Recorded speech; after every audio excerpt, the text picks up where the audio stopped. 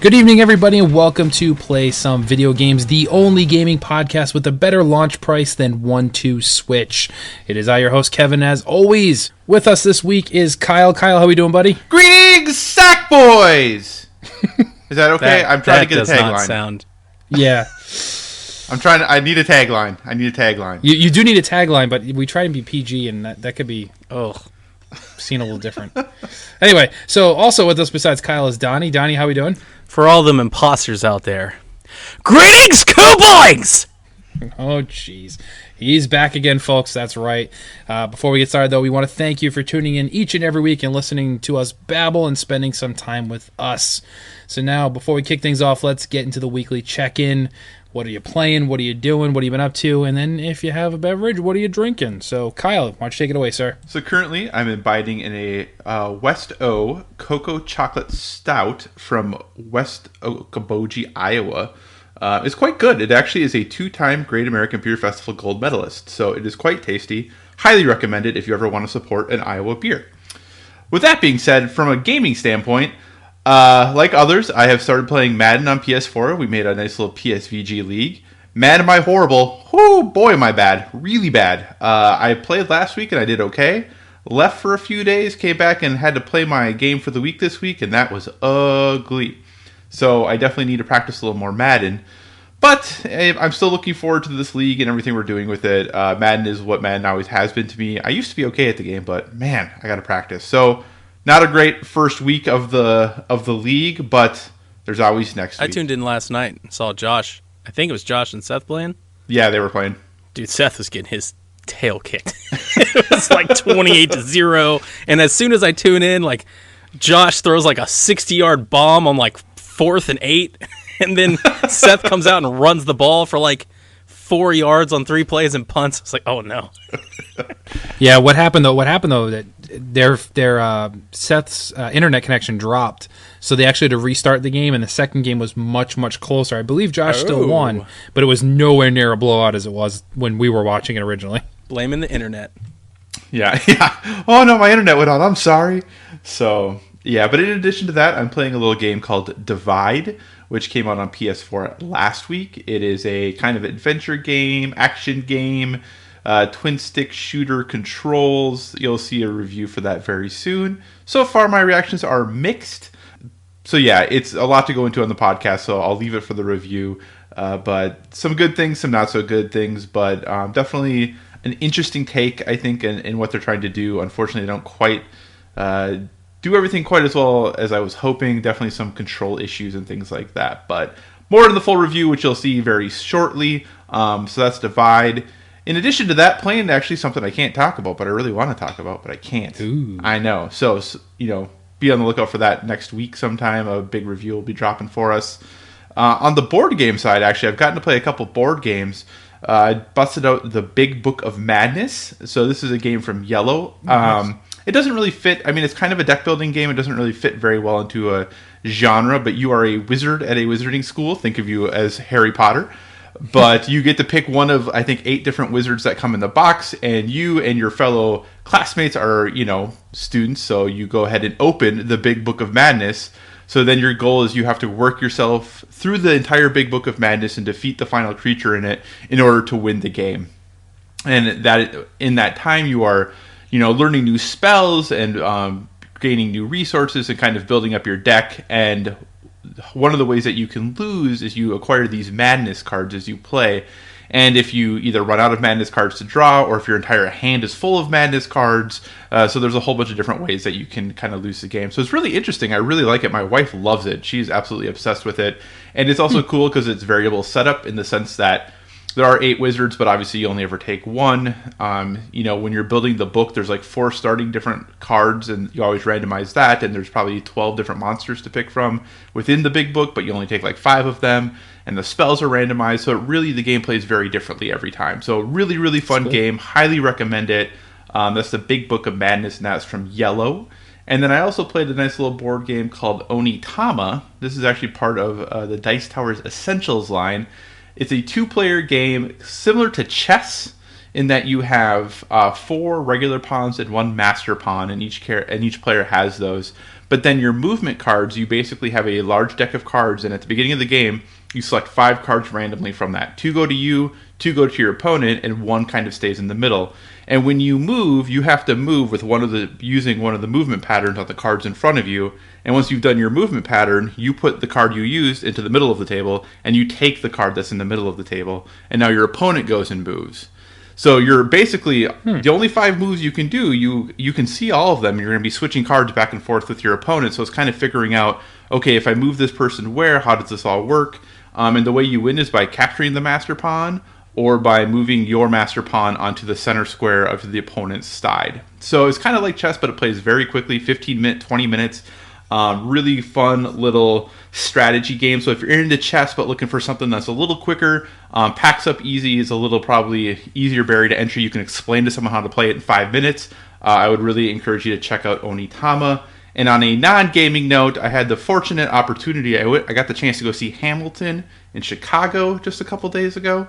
And cool. It was phenomenal. It was really, really fantastic. I would highly encourage anybody, even if you're not super into musicals. I happen to be super into musicals, but even if you're not, I would encourage you to check it out. It was excellent. And Wayne Brady, gosh, that guy is talented. He's if you don't know, he's in it. He plays Aaron Burr, one of the main characters in the musical. And that man, he can do everything. Wayne Brady's so talented. But anyway, that's what I've been up to this week. I just want to point out that Divide was one of Kyle's picks, if you recall. So, as you can see, he's got mixed feelings about his own picks. Yes, I do. All right, so then that brings us up to Donny. Why don't you catch everybody up with what you've been up to? But then most importantly, as we alluded to the last episode, you were away on a top secret mission at the Super Bowl. So take it away, sir. As I've alluded to on the podcast before, without too much detail, I work for the public safety team for the state of Atlanta and Fulton County here in Georgia. And for those listeners that may not know, we are getting the Super Bowl in 2 years. So Super Bowl is coming to Atlanta in our shiny new stadium, which opens next year in 2019. The Super Bowl next year will actually be in Minnesota, over in Kyle's neck of the woods, right? Woohoo! Indeed. Indeed. So the FBI, and in conjunction with state, local law enforcement, and the NFL, they have what's called a delegation program, where basically a team is selected from host cities, and they go to visit other cities to learn how they did things and what they're doing and what they did well and what troubles they face for their particular area. It's not really to copy, because it's really hard to copy something because everything's different. Like, yeah, for example, the city of Houston has like twice the police and fire force than the city of Atlanta does. So, it's not really for that. It's more or less to study methods and tactics. So I flew out. I think I left Wednesday. I was gracious or very grateful to be one of those selected. I met up with a team of 20 from Minnesota with my own team of 20 from Atlanta, and it was just I want to say grueling, but I know a lot of people out there would love that grueling experience. But it was a week long of full days of work. So we all stayed in the same hotel, and we all got on the bus at 7 a.m, and we all had something to do around the clock, usually until 9:30, 10 o'clock every single night. And then, of course, on Super Bowl Sunday, we didn't get back until like 2 a.m. And it was just a lot of PowerPoint presentations and plan reviews and going over all kinds of tactics with everybody that's involved, between police, fire, emergency management, homeland security, and just Super Bowl is a huge deal. It's a massive deal. It's one of our national events, and the public safety officials across the country do everything they can to make sure that no expense is spared, and they make it as safe as it could possibly be. And so I got to go do that. So that was a really fun life experience, a memory that will definitely last with me forever. Something that, many people would dream to go to a Super Bowl. It was really cool. I did have a Super Bowl pass. So I had a full-blown Super Bowl, full access pass to the game on Sunday. I could do everything except actually take somebody's seat. So I couldn't sit down in a seat, but I could walk around the stadium. And they've got clubs in various areas where you can, sit down and take in the game and watch. And that's what I did. And I found myself on what is called the club level of the Houston Stadium, dome, and I had a great view. For those that follow me on Twitter, I tweeted out some of those pictures and some of those videos, and it was a great experience. Most notably because I am not a Falcons fan, so it didn't really bother me at all in that regard. I am a Browns fan, but I did feel very, very, very bad for my Atlanta Falcon brethren that were traveling with me. And as even though they didn't want to hear it, I could only tell them that, hey, I sympathize with you guys. We wrote the book on doing things like that. Moments of history have been etched in time about Browns failures, so... But it was really fun. Kyle, your Minnesota brethren had a lot of fun poking at the Atlanta Falcons fans for what they did to them in '98, which was well-deserved. And Kevin, your Patriot fans did all the things that people associate with Patriot fandoms doing. Winning, right? They did win. They were loud. They were boisterous. Some of them were obnoxious. But it was a great time. I will say... One day, I really wish I get to partake in some of the joy that's got to come with winning a Super Bowl. Like the Cavs won a championship, and I'm a huge basketball fan, which I'm about to get into. But even so, it just seems like football is like the national sport, and it's just got to have so much more, prestige to it. And everybody was so happy, except for Falcons fans. Well, before you move on though, what was it like? Lady Gaga's performance, seeing it live, was it as cool or?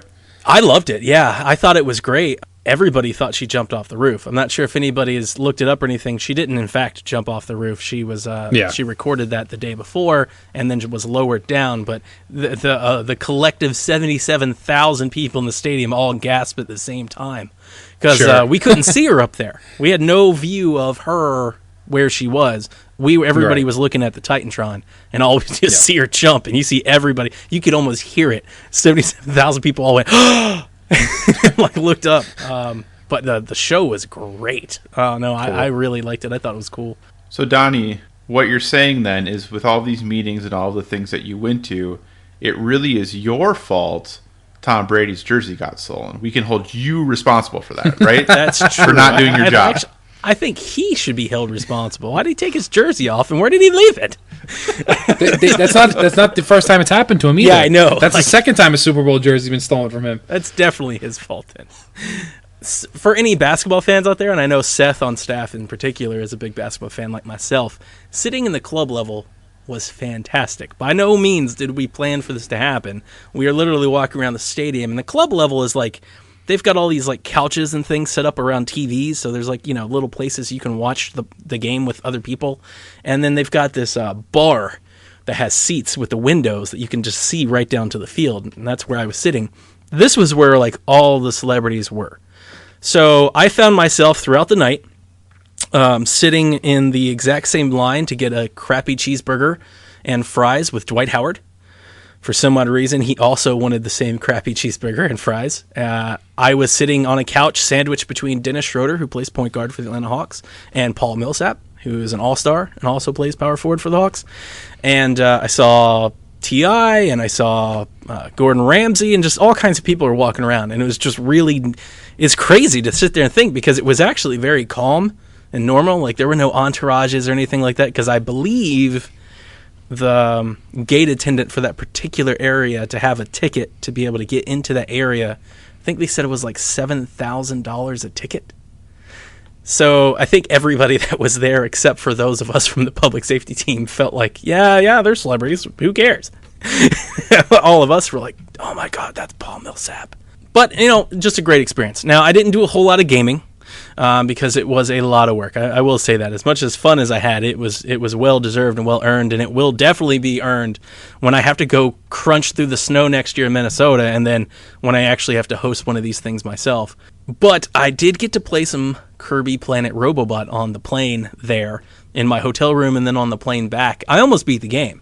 I loved that game. Kevin, you played it, right? Yes, sir. I reviewed it for the website. I think Robobot might be my favorite Kirby game. That's fair. Yeah. I mean, it was definitely one of the top ones I've ever played, for sure. My favorite one that I always try to trumpet is Dream Course, but I don't think it's one of the best Kirby games. I just like golf games. Right, yeah. It's a totally different experience. Kirby's Epic Yarn and Return to Dreamland are like way up there for me. I think Kirby's Epic Yarn is literally just the aesthetic. Like the gameplay. Yeah, totally. The gameplay isn't like amazing. Kirby Planet Robobot, the gameplay is amazing, and all of the variations and everything that you're doing throughout that game, it's so different, and it never feels the same, and you're just constantly doing something different, and all the power-ups are great. My favorite one so far is the Smash power-up. I mean, I just really, really enjoyed it. It looks great. Presentation is superb for the 3DS. And as I was kind of completing it, and I still haven't yet, I haven't got back to it in the last couple of days, but as I got close, I was like, this might be my favorite Kirby game. And it might very well be. I wanted to play Yoshi's Woolly World, but it came out in the second, and we left like the day before, so I didn't get a chance to do it. I did, however, boot it up when I got home, and just like me and Seth said during the demo, game's gorgeous, plays great, looks great, all the content's there. That's a great addition to the 3DS library. Before I left, I played some Mass Effect 2. Streamed it for the website. I've played about 7 hours of Mass Effect 2. In short, I really like it. I like it a lot more than Mass Effect 1. I would like to finish it. However, February is starting to turn towards the end, and I'm afraid I won't have time. I'm like looking at the calendar. I'm like, I don't know. I'm probably not going to finish the game, but it is really good. It is definitely... Everybody here on staff that told me to start with that, they were all right. And anybody that told me to start with one, they were all wrong. They were completely wrong. That was awful advice. And then the last thing that I've been playing is Fire Emblem Heroes. This was the game that I'm going to play this one at the Super Bowl. Unfortunately, because we were on a bus all day, battery life on your phone was of utmost importance. Everybody was like plugged in at like the gas stations and restaurants along the way, because everybody's phones were just dying, because you're just taking in all this information and you're trying to, still to handle everything that you do on the daily basis. So I only just got into it really today and yesterday. I'm in chapter 3. Got some heroes, got Marth and stuff. It's a lot of fun. It's Fire Emblem. I was sitting here thinking I had no plans to play Fire Emblem. Was it Gaiden or the new one that's coming? I had no plans on playing it. Now I might. Because Fire Emblem Heroes is just reminding me how much I love playing Fire Emblem. It's such a good series. It's such a good comfort food game. You can just sit back and play it, and I like it. So that's what I've been playing. That's what I did last week. Hit the Super Bowl. If anybody has any questions for me, always let me know. As far as what I'm drinking, I am drinking Bacardi Oak and some Coke. Ooh, I was about to say, you riding sober or no? So then it brings it to me then. So let's start with what I'm drinking. I'm drinking a Leinenkugel Bavarian Dunkel, which is a dark style lager. So not too bad. First time I've had that. Let's see what to start with. Well, it snowed a lot here in the Northeast, so if you're listening from the Northeast, you can empathize with this. Spent a good 3 to 4 hours digging out the end of my driveway so I can go to work tomorrow. I did get to work from home today, thankfully, which is nice, but I have a nice 8 a.m. meeting waiting for me in the morning, and it's supposed to be sub-zero temperatures, so that'll be fun. But yeah, so my back hates me a little bit right now, but other than that, it's all good. For gaming, let's see, I've also been playing Poochie and Yoshi's Woolly World.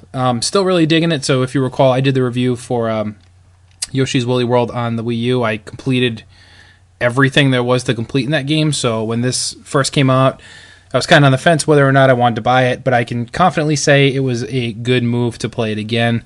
Having fun in the portable, it's nice and easy. You can flip it open on lunch break, play through a couple levels, close it up. It's very cool. They still have all the costumes are there. They didn't scale it down at all for the 3DS version. The only thing they kind of scaled down was just the overworld map.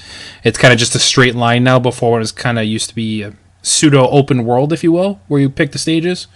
It looks like, I'm not 100% sure on this, so don't quote me on this, but it looks like there's actually more amiibo support on the 3DS version as far as the costumes than there was on the Wii U version. There's amiibos in Poochie and Yoshi's Woolly World. There's amiibo costumes for amiibo that hadn't even come out yet. Exactly, that's what I mean. So I don't think they made a patch for the Wii U one to patch some of these in, but like the 8-bit Link one works, all the Animal Crossing ones work, and I don't recall the Animal Crossing working in Yoshi's Woolly World. So I think there's actually more amiibo support here, which is kind of cool.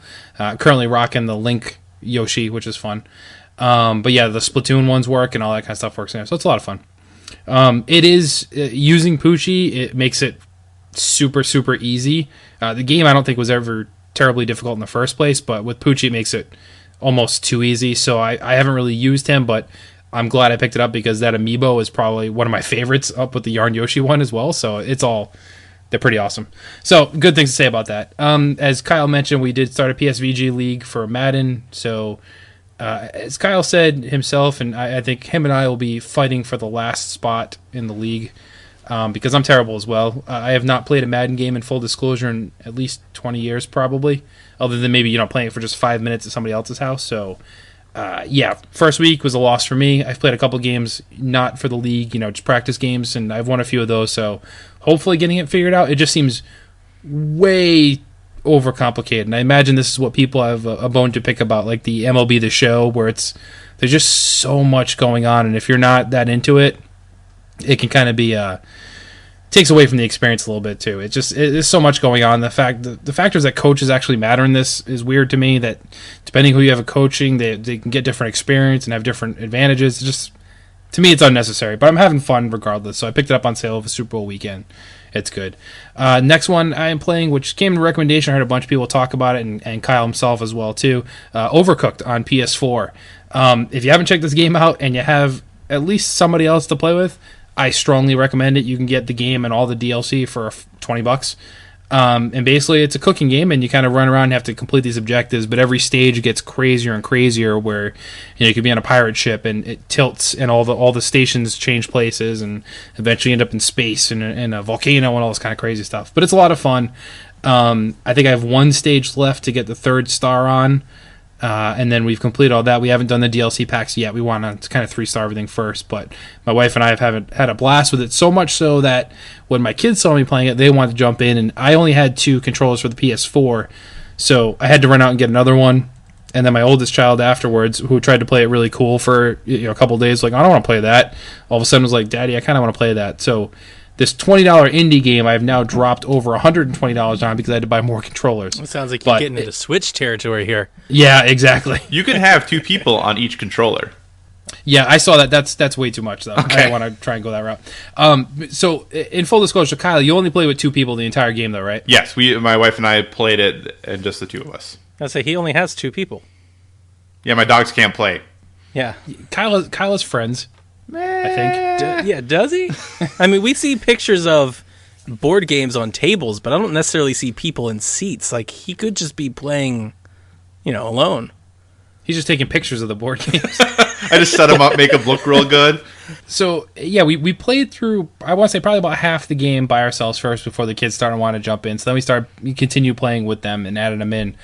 And you would think, having played it, Kyle, that having more people would help. It does not. I think it would make it way harder. Yeah, they also up the scores, the objective scores, I figured. like through the roof when you do that too, when you add more people in.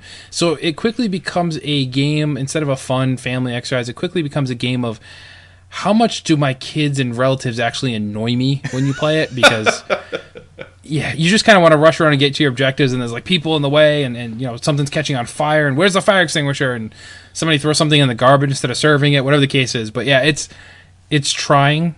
I will say I'll put it that way, but it is a lot of fun, and playing 4 players in the versus mode versus trying to just beat the game is very cool. And we beat the quote unquote boss battle today, which that was a lot of fun to complete. So highly recommend that if you have people to play with. It's not, you can play it solo, but I don't advise it. When you say it's a cooking game, are we like, is this like Cooking Mama? Like, not in the same vein. So what'll happen is you have a kitchen overview. It's like a top-down look at your kitchen, and there are stations for your cutting board, where you get your ingredients, where you can cook them, or if it's a pizza, the pizza oven, and you have to kind of just piece all the orders together as they come up, and then serve it in a fast manner. Is this like? And it's kind of just like rapid fire, old school GTA Bird's Eye?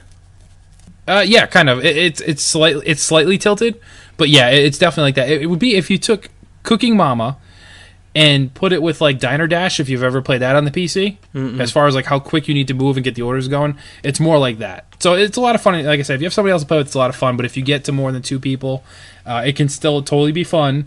But prepare for some fist fights or something going on. Kyle, is there a demo? I don't believe there's a demo, no. I don't think there's a demo, no.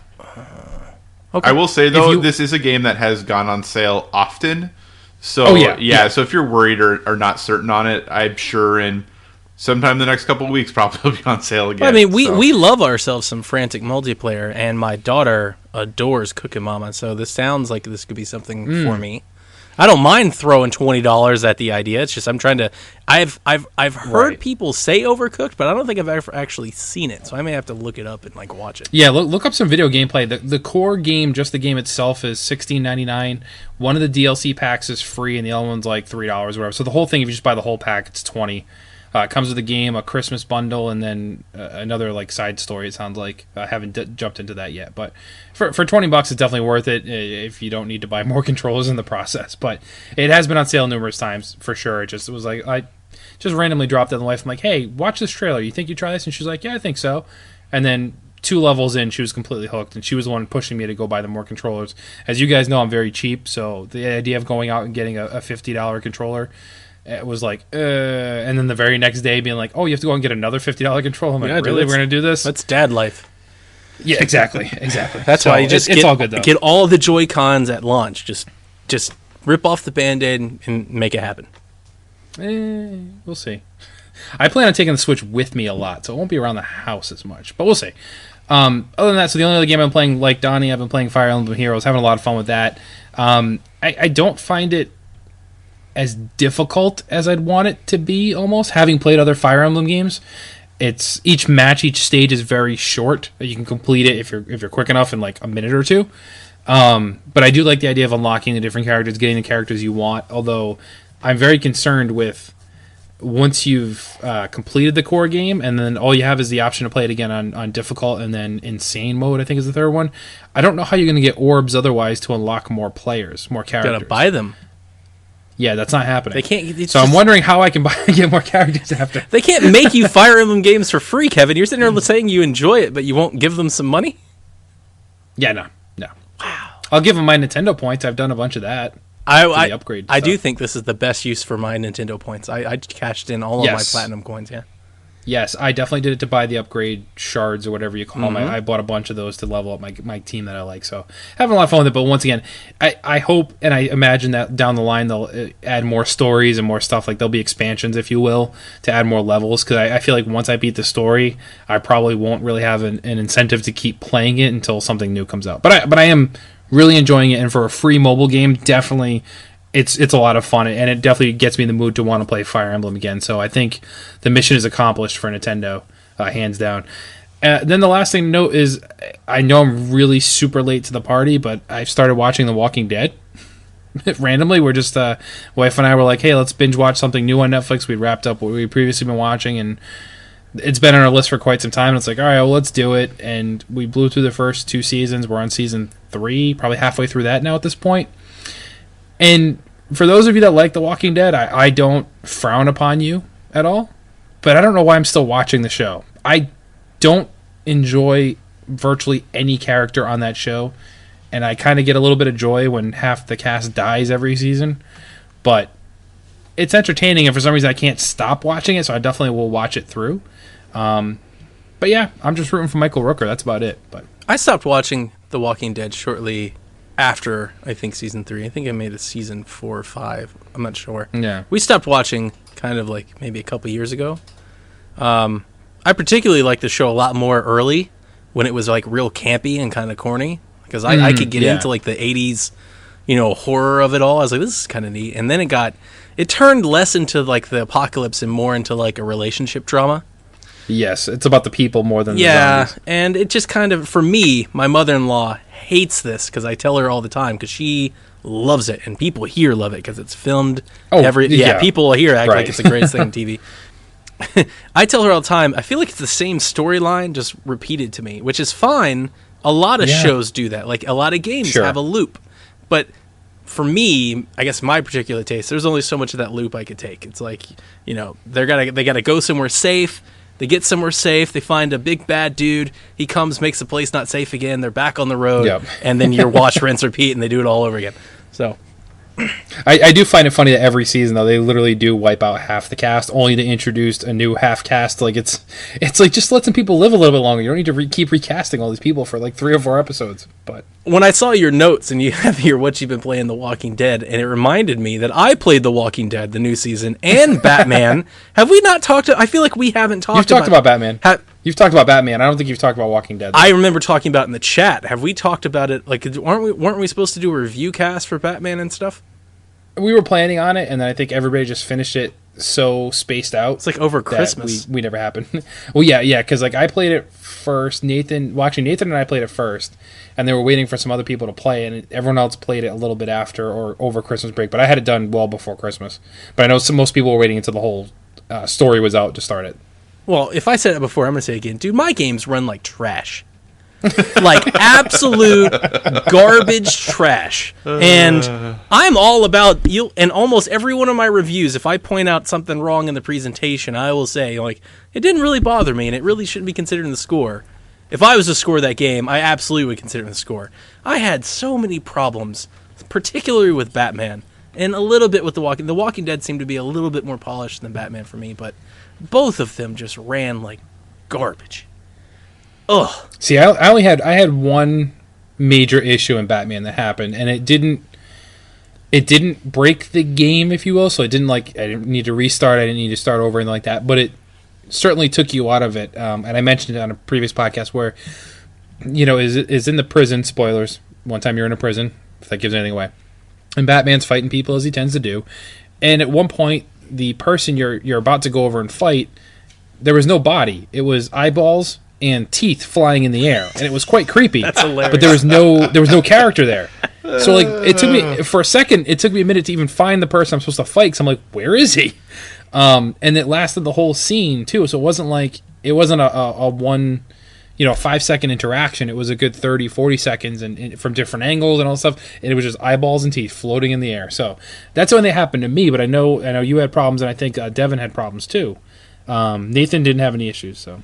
But yeah, that's the only problem I had. But I just don't understand. I don't know if it's because they move so quick because they're working out so many different franchises and IPs rather, that I don't know how they have not fixed this. Like, their games are not giant open worlds. It's dialogue, it's story, and it's quick time events. Which I'm not complaining. I love the games, but how have they not fixed these things yet? My hypothesis is that it's due to their scalability. The fact that they're building for mobile phones and for tablets and for that's true too. I don't know, NES Minis and PlayStation 1s and computers and PlayStation 4s and everything. And the sad part is a huge detriment to how good the writing for Batman was.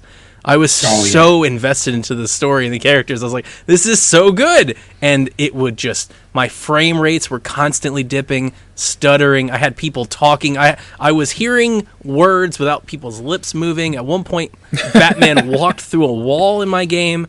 And then Batman does that, you didn't know? On at least 2 chapters. I want to say 3, but at least 2 chapters. When I got to the end where it showed me all my choices, the game would freeze. And I would have to turn the PlayStation off, have it rebuild and everything before I could go back and open it. Just a mess. Well, can't wait till Telltale tries to do VR.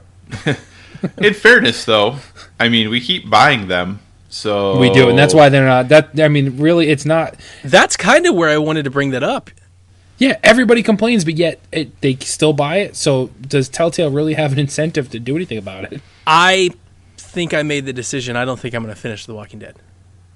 And I bought the season pass. I think you mentioned that too. Yeah, you mentioned that. I bought the season pass, and when I finished Batman, when I got to that 5th episode, and I finally got through that, I was like, I can't do this again. Seriously. And I mean that. My heart can't take it. Yeah, it wasn't knee-jerk. It bothers me because the game was good. It's not, like, if you took those issues out, if you took the performance issues out, Batman's great. If all you care about is the stories and characters and you can live with all that, that's great. But I had to reset my PlayStation 4, and in one chapter it completely crashed. Do you remember that? And I sent you guys the picture of the error screen. Yep. I had to replay that entire chapter again. I was like, almost done with it. Like, I'm done. Yeah. I'm moving on. All right, well, speaking of being done and moving on, you've heard more than enough from us, so it's time to hear from you guys. So let's jump into the mailbag. Message for you, son. Our first message comes from Kyle G, not Kyle H, who's on the podcast. And he would like to know, which sports game do you wish got more attention and why? Donny. Hot Shots Golf. I mean, that's an easy one for me. Hot Shots Golf. How did I not know? I argue with Devin every day in our chat. Because Devin goes, nobody plays Hot Shots Golf, and I'm like, that can't possibly be true. It's been coming out for like 20 years. It's like Worms Golf or like Worms WMD series of golf. Like it's come to every PlayStation platform ever.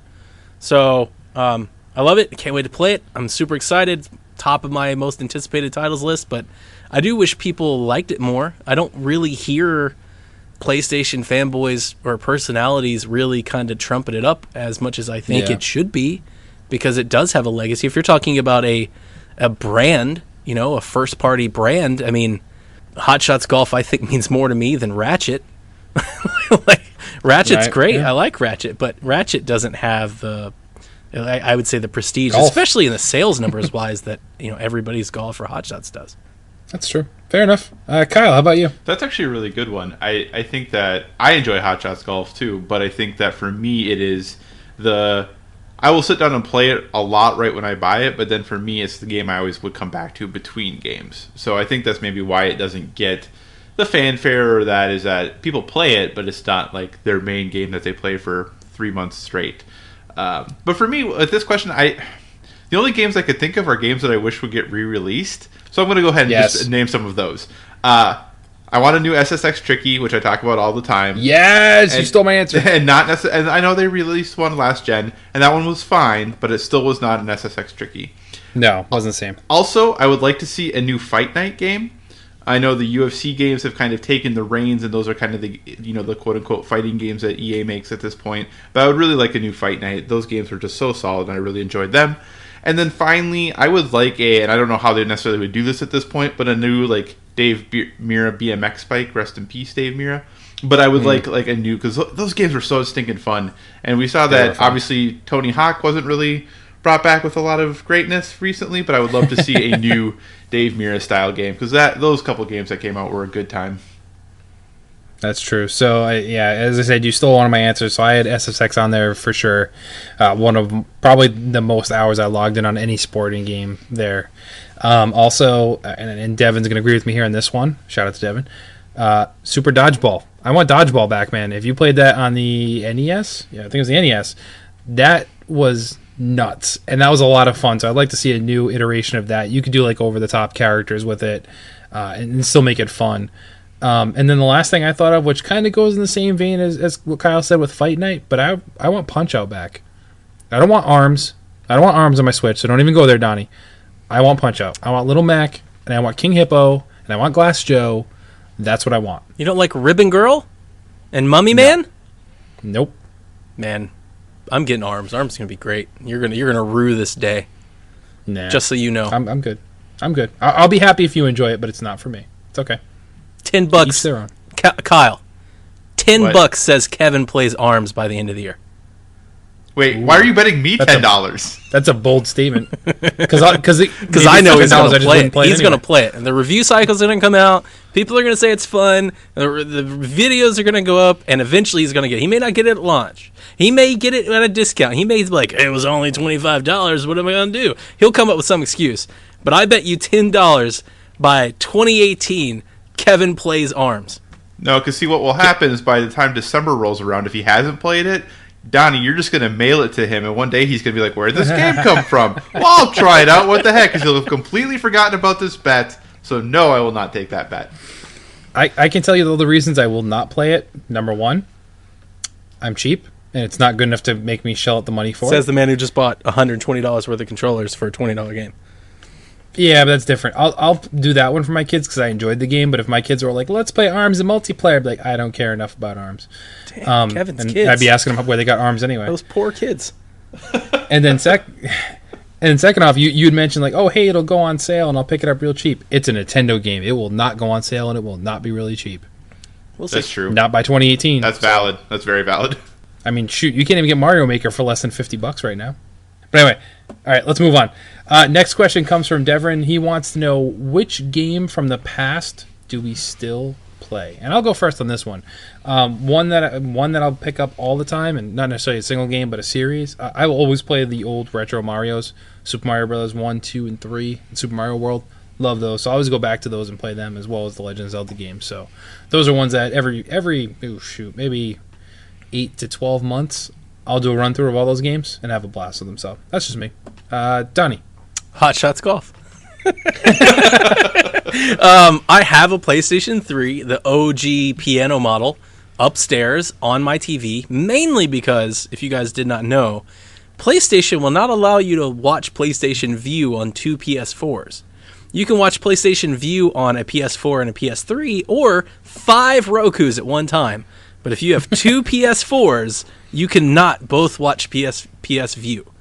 So I have an old piano PS3 upstairs in my bedroom, and it is my Hot Shots Golf box, because I still don't have a replacement for it. So I'm still playing the old Hot Shots Golf. Also NCAA football, which is also on the PS3 and the Wii, because those are the last gen that it came out, and it doesn't look like we'll be getting one for the future at any time soon. And then also the Zelda games. I always go back to a Zelda game eventually. One or the other. I usually go back to Wind Waker. I've played Ocarina a bunch of times. I usually always go back to that every other year. So, interesting enough, I don't know if this counts because, from the past, it's not so long ago. But before I left for the Super Bowl, I think Tuesday night, around midnight, I booted up The Last of Us and played a couple chapters just because it had been a while. So, makes sense to me. Kyle, what about you? Well, Donnie, number 1 for Hot Shots. Hopefully this summer your wait will be over. Hopefully. But, Sony and release dates these days. I don't play old games. I mean, I really just don't. Whether it be being called to the new or always needing the newest, latest, best, I very, very rarely go back to old games. The only one I really ever do is Chrono Trigger. That's about it. That's the only game that I will go back and play, and I probably play that about every other year or so, because I still have a Super Nintendo and Chrono Trigger, and that's like the only old console that I really have. Excellent. Love it. So the next one, I struggle with a little bit, so I still don't even have an answer for it, but Nate wants to know what game or games have made you stop playing games for a bit just because it was so awful that you couldn't bear to pick up something else and play, or because it was so good and you were afraid that nothing else could compare to it. So I'm gonna throw this one to Kyle first. So if a game really stinks, I almost always will jump into something else right away because I want to kind of get that taste out of my mouth or that experience out of my system. So if a game is bad, it usually drives me to play something else immediately. Put down, literally stop playing that, start playing something else. But I will occasionally, and this is probably not exactly what they're looking for, but for me, when I finish a game or I've completed especially a very story-driven game, and it, obviously like the Uncharted series or The Last of Us always come to mind, and there's something for me to chew on and think about afterwards, that's when I will then just be like, you know what, I'm good for a while. And for me, that's usually a couple days. It's not a week or a month. But usually it's just if, a game and I finish a really solid story and I want to think about it or kind of process it for a little, that's typically the thing that'll get me to kind of put down games for a little bit. Yeah, that's a good point too. I think once you said that, it made sense to me too, that if I'm playing something terrible, that I want to jump into something else right away. So I agree with that there. The last game that was so good that I couldn't pick up something else in the meantime, for me, I would say it was probably Fallout 4. I stalled finishing that game for the longest time, and I still find myself fighting the urge to pop it back in and play it some more, because I know there's a couple random side quests or areas I haven't explored yet and I want to get back to it, but I have so much left to play that I haven't played yet that I force myself to not. So that's me. Donnie, what about you? Yeah, Kyle, your answer's perfect, actually. That's the perfect answer. The last game that really did something like that to me was when I finished The Walking Dead Season 1 for the first time. I don't think it was because it was so good or anything like that. It was just it was so touching and emotional. The first thing I wanted to do was go listen or talk to other people that had also beaten it. And I wanted to see what they did, so I looked up alternate endings, and I downloaded every podcast about it and spoiler cast, and I just kind of invested a few days in it without playing the game. I don't know if this quite fits, but I remember when I first got Splatoon, I was kind of so hooked on it for the first week that I couldn't play anything else. So it's a different take on the question. But you guys know me, I'm always juggling 2 or 3 games at one time. And I remember for a minute there, I was for probably the first month that I had Splatoon, I always felt like I was wasting time if I was playing something else. And I was like, I could be leveling up in Splatoon right now. I could be getting points to get that new slosher. It was almost everything felt like a waste of time until I kind of got my fix out of that one. That's true. Donnie has gaming ADD for sure. He's For bouncing sure. between 2 and 3 things. That's okay. So the last question this evening comes from Shy. What is the best gaming day you've ever had? This one was probably the easiest question out of the mailbag this week for me. And I'll go back. I don't remember the year, but I'll just describe it. So I do remember the consoles I had, and it was PS2 day, PS2 and GameCube. Yeah, so I had those 2 consoles hooked up on my living room TV. My wife and I were recently married at this point, so yeah, so I mean it was very early on, no kids yet or anything like that. I don't think, maybe 1 kid at the time. It's hard to tell. But anyway, my buddy came over, Mark. This was back in the day, and the way my apartment was laid out is that the living room was at the front of the house, and the couch was like up against the windows, which was next to the front door kind of deal. The TV was in front of us, and he came over about 9 a.m. and we started playing games, and we're like, we're gonna game literally all day. My wife was at work like for the whole day, or she was away on a trip, something like, I don't really remember why, but she wasn't gonna be around for like the entire day. So we said we're gonna play video games, and we played, all the wrestling games back in the day, Mario Kart, Double Dash, like all those things. We literally played games all day. We didn't get up off the couch. We had brought sodas, to the table ahead of time, chips, snacks, whole thing. We legit ordered a pizza and told the guy just to hand it through the front window because we didn't want to get up off the couch to stop the gaming streak. So that's how bad it was. But we played, I want to say it was at least 16 to 18 hours that day. It was just nonstop, game after game after game after game. So that was my best gaming day. Not sure if that's exactly what you're looking for there, Shy. I don't know if you're looking for like achievements or whatever, but for me, that was my most memorable gaming day ever. So, Swords Kyle. Well, man, that was a good answer.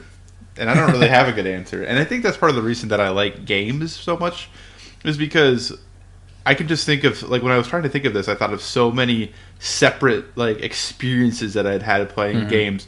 And even if it's something as simple as, playing Overwatch and coming back from a 99-0 score to win 100-99, or, like, The Last of Us as an experience, or the end of The Walking Dead Season 1, or watching inevitably Mo destroy me in Madden at some point soon here, which I know is going to happen, or, Yep. Years ago, like when Guitar Hero came out, and I was a hall director at the time working at a college, and I went down to my lounge and was like, all right, whoever can beat me, like, you get a prize. So we just played Guitar Hero. I played Guitar Hero with residents for hours and hours, and only 2 people beat me. That's awesome. Which I thought was pretty good because I'm, old and my fingers move slow. But, I think that's one of the reasons I love gaming so much is that I've never had like, this one definitive day, but I've basically had this gaming story of all of these experiences that I've had, and I look forward to a whole bunch more of them. So Cool. So last but certainly not the least, Sir Donny. When I first read the question, I thought of, there have been several times in my life where I've like taken off of work or skipped school to play video games, and you just have like marathons.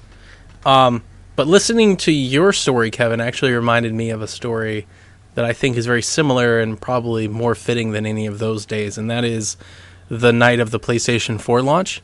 My best friend, his name is Drew. I've spoken a few times on the podcast about my favorite GameStop near my old house, roughly 2 hours from where I live now. And I remember that day I took off of work, but I couldn't get out of school.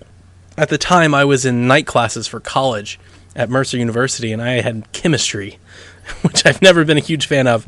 So I had to go to chemistry from 8 to 10:30, and it was a midnight launch, of course. I spent the entire day at GameStop with my store manager. I remember when the truck came, I helped them unpack it, like helped them load the store and get everything going. And I was in the store, I was helping him hang promos. We were just hanging out. I ordered pizza and it wasn't just me. It was actually 5 or 6 just people that came to hang out. They were like, I got nothing else to do. I've cleared my schedule. I'm here for PlayStation 4. It comes out in 13 hours from now, and I'm going to be here the entire time. And so I ordered pizza for everybody, and like we all ate pizza, and we played Wii U because they had like Mario Kart in the corner, or not Mario Kart. They had something on the Wii U, like a multiplayer game, and we were having like contests with that. And it was just a lot of fun hanging out with a lot of people. I really enjoyed the fact that my GameStop, they took numbers to have everybody line up, and everybody knew nice. I had to go to class, so they actually gave me number 1. So when I came back, I got like the star treatment. They go right to the front of the line. It was a really good line, probably 50 people or so, And just sitting there that night, we all exchanged gamer tags. We had a running list going so we could like go ahead and get a community. Everybody was talking about what they wanted to play and what they were going to get. And man, it was a blast. And that was a really cool night. I came home. I picked up my PlayStation 4. My best friend Drew met me at the store.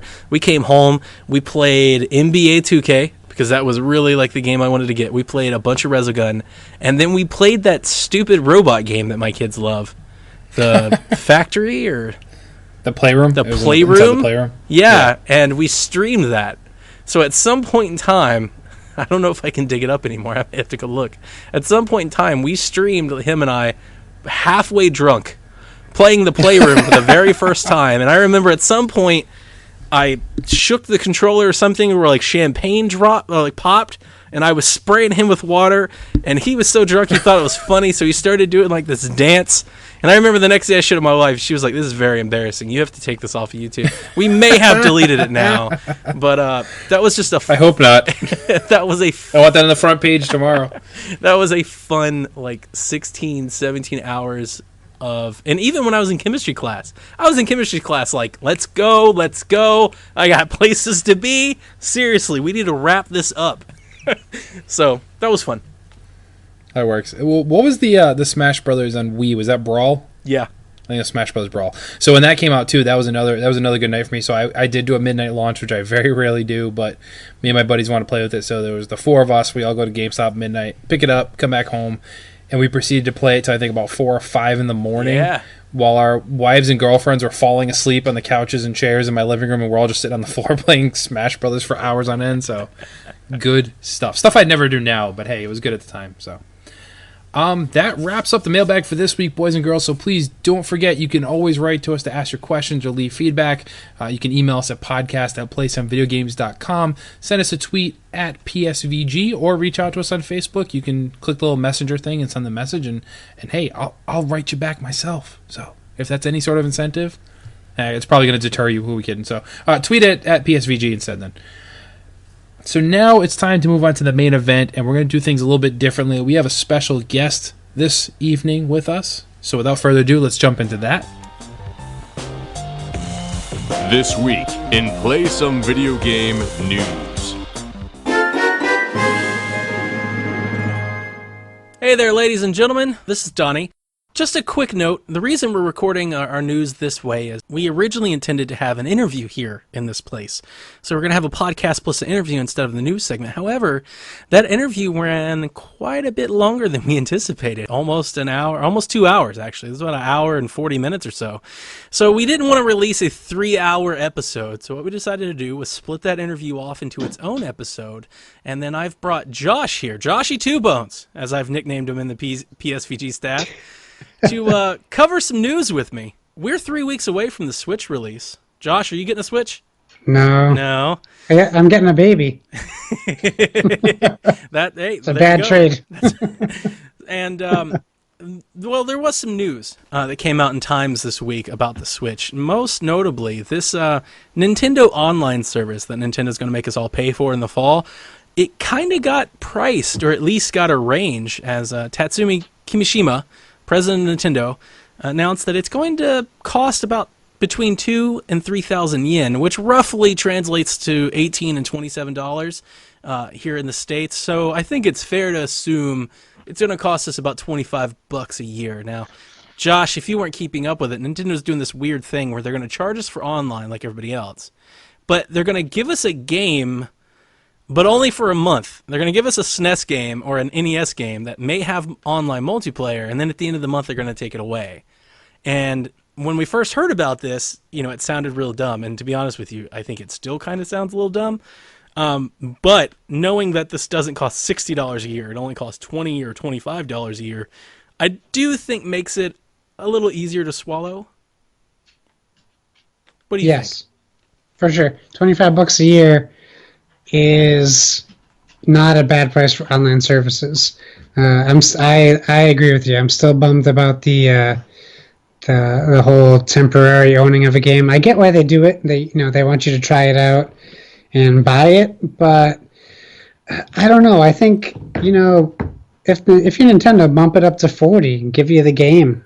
in a worst case scenario, you're getting that extra money for a game. A lot of people, if you look at the old console libraries, not a lot of those games are super buyable.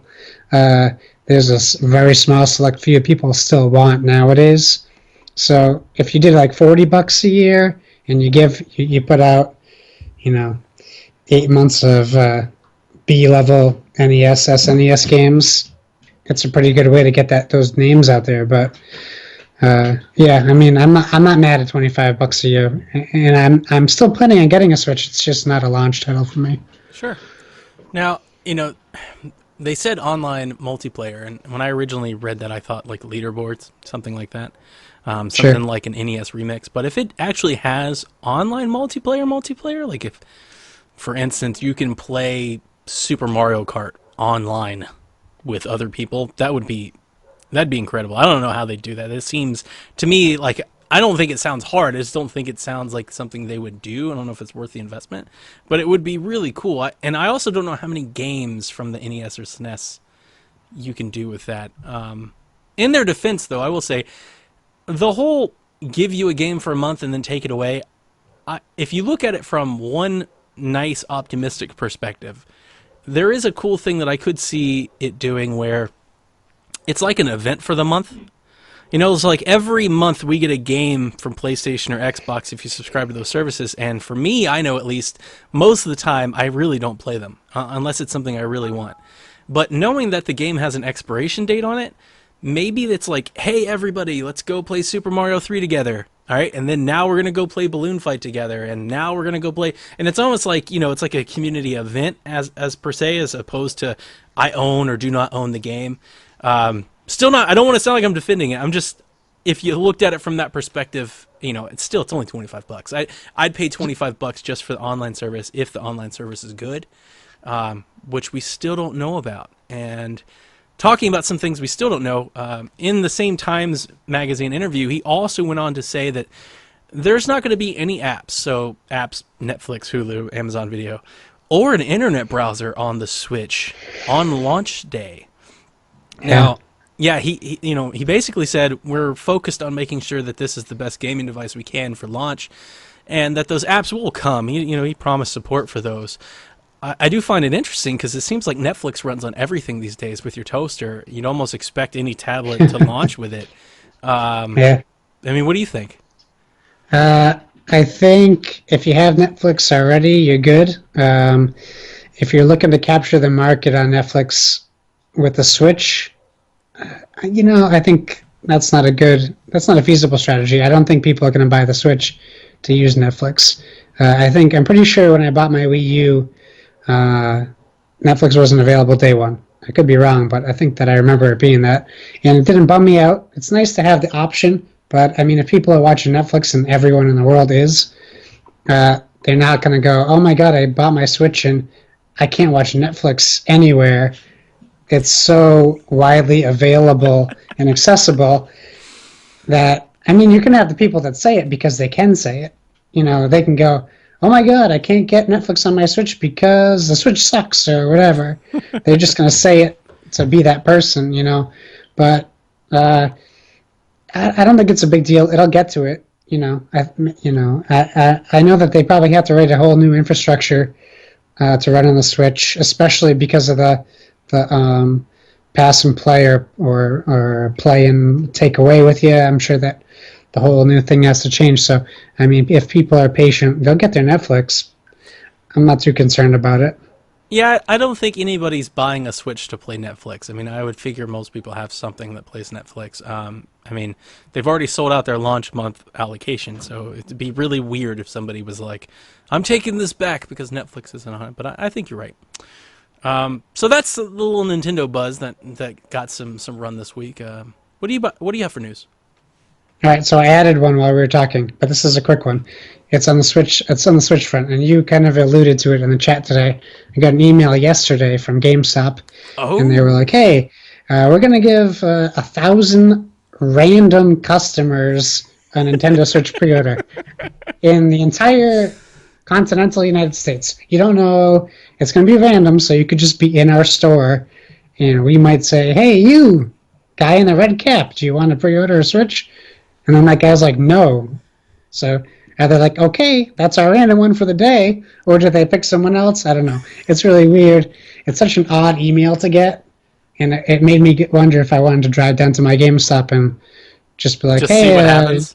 did you guys give away your Switch pre-orders for today? Like, what's going on? It's a bizarre email. But I told anyway, my so that's wife what about happened that today. story, and she was Yeah. like, "Who would do that? That's the weirdest." She's like, "Maybe they should give you a Switch. That would be cool." She's like, "If they just gave you a Switch for coming in, that's." I was like, "Right." I was like, "It seems odd. Like, what happens if you just walk in, like you just like number 9 and like confetti pops off, and like, what if you don't want it? That's the other thing. What if you walk in and they're like, you're the winner. You can pre-order a Switch, and the dude's like, Psh, I want a damn Switch. Like, I have an Xbox.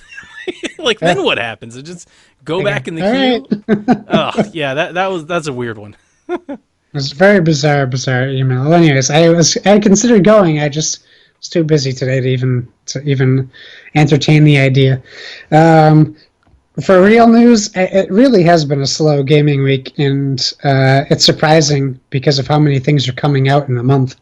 You would think that we'd be wall to wall gaming news or gaming clips or whatever, but something did catch my eye that I thought was interesting. The BioShock developers have a new horror game coming out called Perception. It's a first-person horror game, and it takes place in my hometown, my home state of Massachusetts. And you play as a blind woman, and the house is occupied by a supernatural force named the Presence. And your only tools are a walking stick and a smartphone. And you have, because you're blind, you have this extra sense of hearing. So when I read this, all I could picture was PSVR. Like, it just screamed, put on a PSVR headset, but there's nothing. You can't see anything. All you can do is hear. There's no weapons. It's a quote by the guy who created it. You don't have shotguns and magical powers and all that. You get a walking stick and extra sensory hearing. But anything that the BioShock developers do, I'm super on board with. They touted it as like a cat and mouse hide and seek kind of feeling to the game, like Alien Isolation was. Except at least in Alien, you could kind of see that alien lurking around, prowling. In this one, I mean, I'm not huge. Like, I don't think I could play Resident Evil 7 PSVR because I'd be pooping my pants. So a game like this really screams horror niche to me. Like, everyone's going to want to get on it. So it sounded excited. The headline was Xbox One gets the game, but in truth, it's coming to PS4 and PC. So it was clearly an Xbox heavy blog, but it's been a little while since we got a game from some of the BioShock guys. So I'm excited to see what it looks like and get some hands on with it. Sure, I mean, that's a good pedigree to come from. Let's hope it's better than Beyond Eyes, that other Xbox game that was all about blindness. The last update that I had this week was that South Park: The Fractured But Whole has been delayed. Ubisoft had an earnings report, and they said this is almost as weird as the GameStop. They said that The Fractured But Whole has been delayed sometime between April 2017 and March 2018, basically their next fiscal year. So we don't know if it's coming out in 3 or 4 months or 13 or 16 months. Like, it could be a while. The Stick of Truth didn't come out until, I think, over 2 years after its like original release date. So like they're like, it's going to come out here, and then 2 years later we actually got it. Interesting. When I first heard the news, I thought, because we were expecting it very soon, we were expecting it shortly in first quarter. I was thinking that makes sense. First quarter's so packed, and you've got Switch, and you've got Zelda, and you've got Horizon, and you've got Mass Effect. I was like, that game needs to get out of the way. But I didn't think it would be like, let's get out of the way till 2018. I thought like maybe mid to late summer or something like that. Right.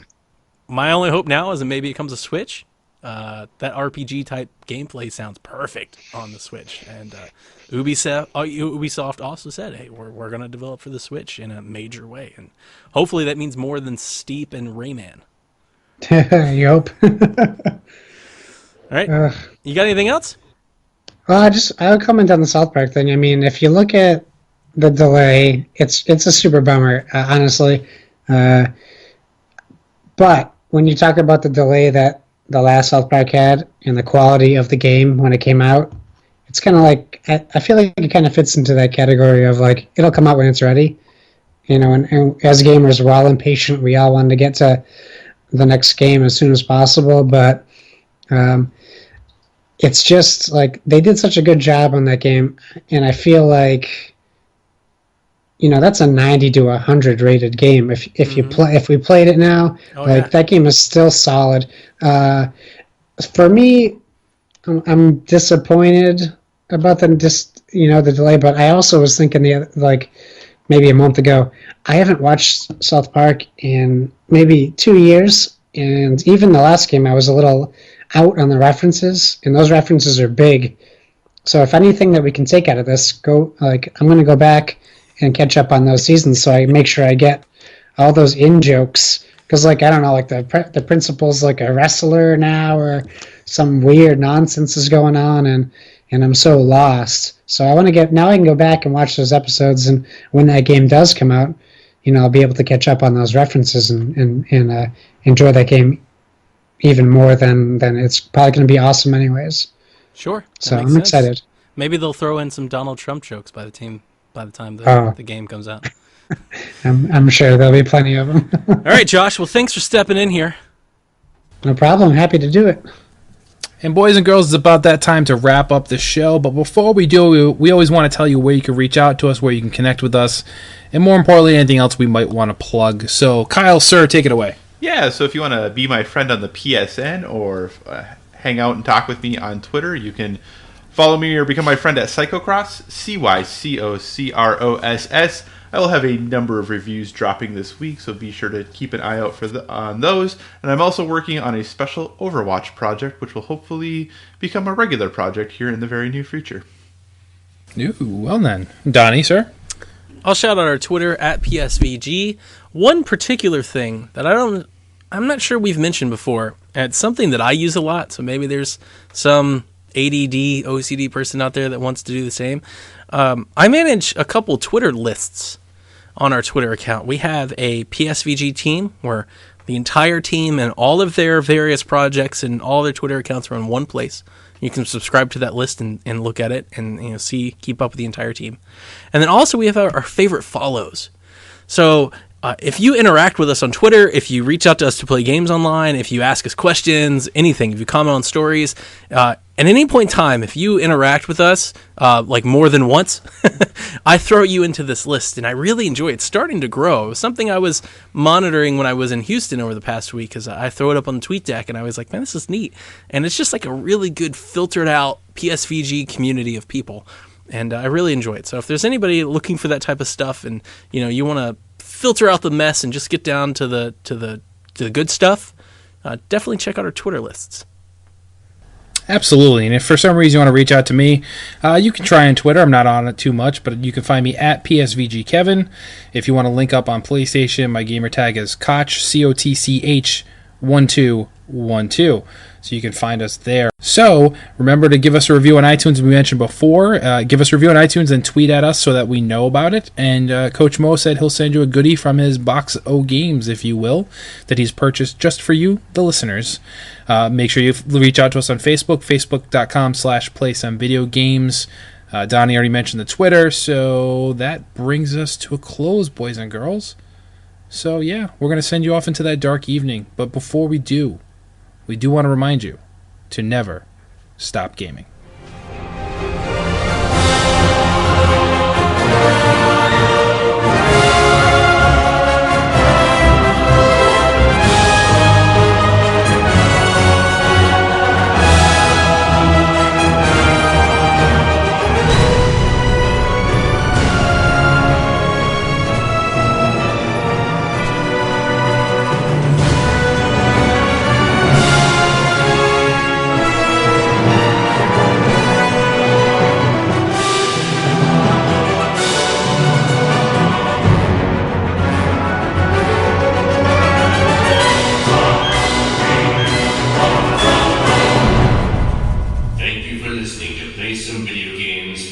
official podcast.